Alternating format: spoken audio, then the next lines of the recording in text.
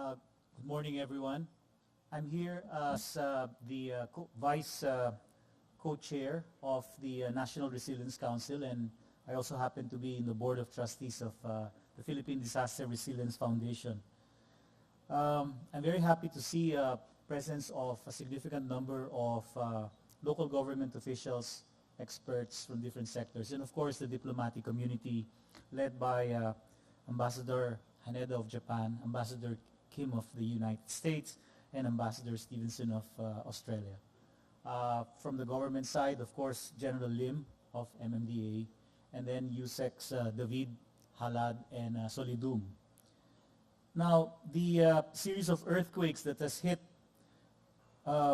various parts of the country over the last few days, and the drought that has been brought about by El Nino are really stark reminders that our country is so prone to natural disasters.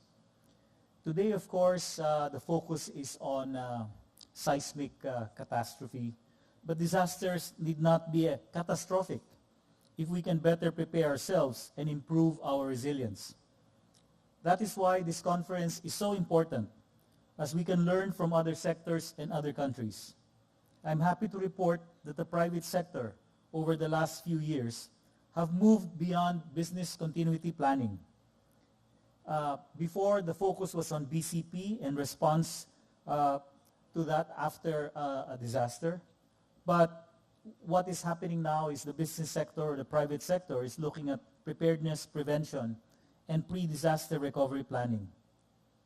The private sector has a critical role to play given its resources and its ability to innovate and invest in research and development in relation to risk identification and reduction. However, as General Lim has mentioned, no single sector of society can address disaster resilience.